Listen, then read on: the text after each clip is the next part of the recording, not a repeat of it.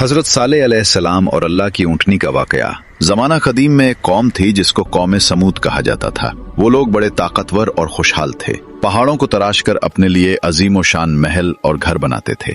लेकिन उनकी एक बड़ी कमजोरी थी, वो अल्लाह ताला को भूलकर बुतों की पूजा करते थे।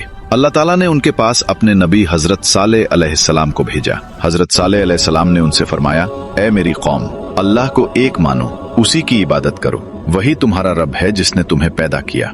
लेकिन कौम के सरदारों ने कहा, ए सालेह, अगर वाकई तुम अल्लाह के रसूल हो तो कोई मोजिजा दिखाओ। हम उस वक्त तक ईमान नहीं लाएंगे जब तक तुम्हारी सच्चाई का वाज़े सबूत न देख लें। उन्होंने शर्त रखी, हमारे इस पहाड़ से एक ऊँटनी जिंदा निकले जो हमारी आंखों के सामने हो। हजरत सालेह अलैहिस्सलाम ने अल्लाह से दुआ की। अचानक सबने देखा कि सख्त पत्थरीले पहाड़ में शिगाफ पड़ा और वहां से एक अजीम खूबसूरत ऊँटनी निकल आई। ये अल्लाह का मोजिजा था। हजरत सालेह अलैहिस्सलाम ने फरमाया, ये अल्लाह की ऊँटनी है, इसे नुकसान न पहुंचाना, ये तुम्हारे लिए आजमाइश है। इसका हक है कि ये अल्लाह की जमीन पर जहां चाहे चर ले। एक दिन ये पानी पिएगी और दूसरे दिन तुम्हारे जानवर पानी पिएंगे। शुरू में लोग हैरान थे, कुछ ईमान ले आए, लेकिन ज्यादातर लोग जिद पर अड़े रहे। सरदारों ने कहा, ये कैसी आजमाइश है, हम अपने कुओं पर ऊँटनी का कब्जा बर्दाश्त नहीं कर सकते। वक्त गुजरता गया और आखिरकार काफिरों ने एक बड़ी साजिश की।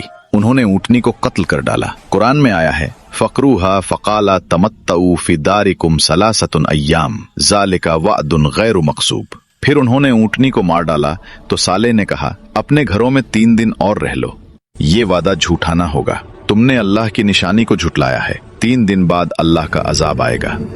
और फिर ऐसा ही हुआ।